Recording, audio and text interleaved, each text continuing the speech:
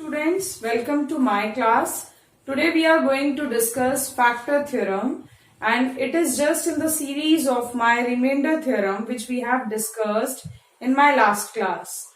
I can say that factor theorem is just add-on property of remainder theorem. And how can I say that? I am letting you know. Suppose there is a polynomial px. There is a polynomial px whose degree is greater than and equal to 1, and there exists a real number a such that pa is equal to 0. Then we can say that x minus a is a factor of px. This is factor theorem. Conversely also we can say that if x minus a is a factor of px, it means that pa is equal to 0. So if I tell you that what is going on here, if we start, it's like if the polynomial is divided by some other polynomial and the remainder is coming out 0. That means the divisor is factor of dividend. For example, if I am taking a simple example for you. If I divide 6 by 3, so it will come out to be 0. That means we used to say 3 is factor of 6. Same with here. If I divide px by x minus a, and if the remainder is coming out to be 0, then we can say that x minus a is a factor of px. Then I told you that it is one of the add-on property or a special case. Factor theorem is a special case of remainder theorem. How I can say that?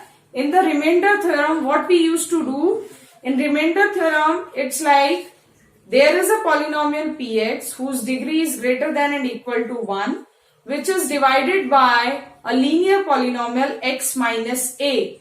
Then the remainder will be pa. And now in factor theorem, what we are doing? We are just saying that if that pa, if the remainder pa is equal to 0, then we can say the divisor is the factor of dividend. And if it is not equal to 0, we says that the divisor is not the factor of theorem. What we can do? Factor theorem says that if the remainder which comes out after dividing these terms is 0, then we can say that x minus 3 is factor of px. And the remainder theorem says that the remainder can be calculated by taking the 0 of this polynomial. 0 of this polynomial is x is equal to 3. That means remainder will be p3. This is what remainder theorem says. And if it comes out to be 0, then the factor theorem says that x minus 3 is factor of given polynomial px. Now just put up the values here. It will be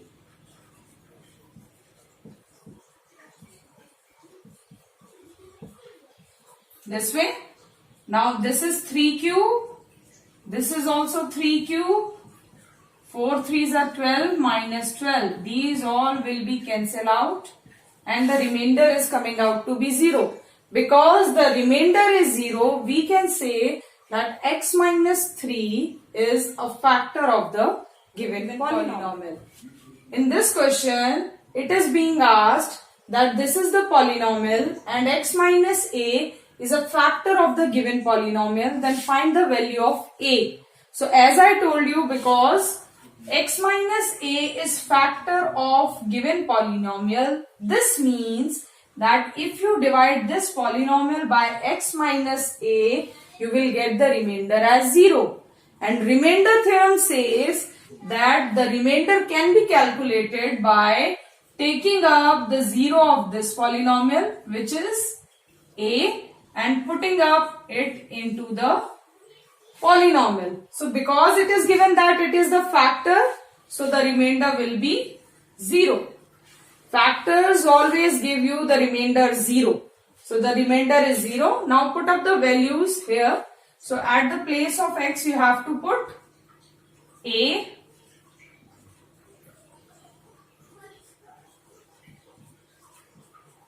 Now this is a cube. This is a cube. Cancel out. What is left? A plus 2 is equal to 0. So a is equal to minus 2. In this way we can calculate the value of a, which will come out to be minus 2. So in this question what is given? There is a polynomial fx and these two polynomials are factors of fx. When you have to prove that p is equal to r. So how we will start? Because I told you these are the factors. So if you divide this polynomial by these polynomials, you will get the remainder 0.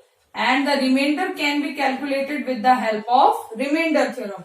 So that means f2 is equal to 0 and f half is equal to 0. So both will give you 0 because these are the factors of given polynomial. Now just write this: px square plus 5x plus r is equal to 0. Now put the values. So it will be px square plus 5 multiplied 2 plus r is equal to 0. It will become 4p plus 10r, 4p plus 10 plus r is equal to 0. So 4p plus r is equal to minus 10. This is the equation we are getting from it. And if we put f half, x as half, it will give us p 1 upon 4 plus 5 upon 2 plus r is equal to 0. Now it is p 4. If you take the LCM now on this point, if I take the LCM as 4, then it will give us, if 4 is the LCM, then p plus 10 plus 4r is equal to 0. Then p plus 4r is equal to minus 10. This 4 goes there, multiplied with 0, then 0. 10 will go on that side and it will become minus 10. Now because minus 10 is there on both the sides, right hand sides, so we can equate the left hand sides. So if you equate it, 4p plus r is equal to p plus 4r. Now just take p here, then it will become 4p minus p is equal to 4r minus r. So this is 3p and this is 3r. 3 cancel out. What is left? P is equal to r. We have learned today that factor theorem is a special case of remainder theorem. Remainder theorem helps us to find out the remainder when a polynomial is divided by another polynomial. And factor theorem says that the remainder which is coming out with the help of remainder theorem, if it is equal to 0, that means the given polynomial, the polynomial which is a divisor, is the factor of the dividend polynomial. And conversely also we can say that if the divisor is factor of dividend, then the remainder will come out to be 0. So this is all from my side in today's class. Thank you.